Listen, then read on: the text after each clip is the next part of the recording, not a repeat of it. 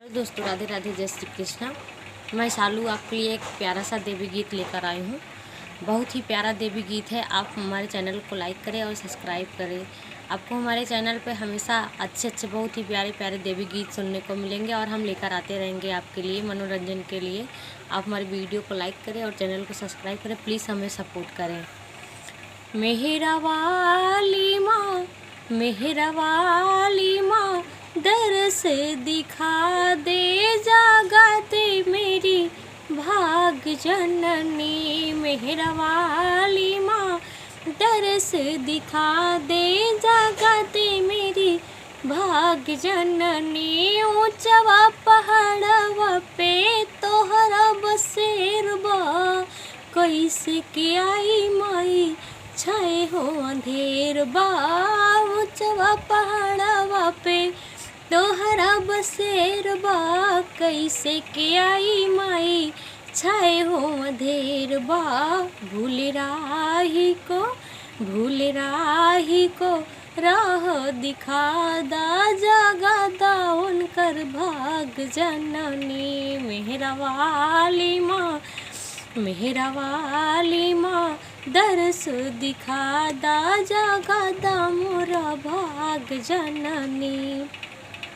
तोहरे दुआरी माई निर्धन पुकारे, अंधा बिखाड़ा बाटे तोहरे सहारे।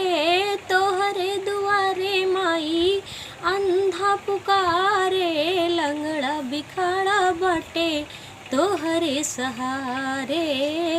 उनके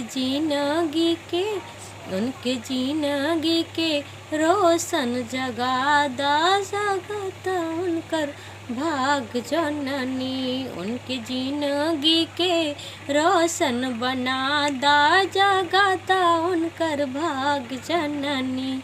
मेहरा वाली माँ, मेहरा वाली माँ, दरस दिखा दा, जागा दा हमरी भाग जननी। तोहरे दुआरे माई आइल बाबा झिनिया, ओ करो तुआ चरा भारा ये मयरिया।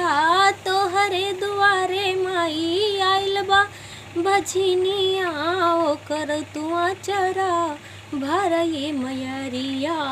उनके कुलावा के दीपक जला दा, जगाता उनकर भाग जननी। उनके कुलावा के दीपक जला दा, जगाता उनकर भाग जननी। मेहरा वाली माँ, दरस दिखा दा, जगाता हमरी भाग जननी। तोहरे भरोसे माई गावेली भजनिया, तोहरे भरोसे माई गावेली भजनिया। दिलवा के अरमा पूरा करे मयरिया, दिलवा के अरमा पूरा करे मयरिया। हमरे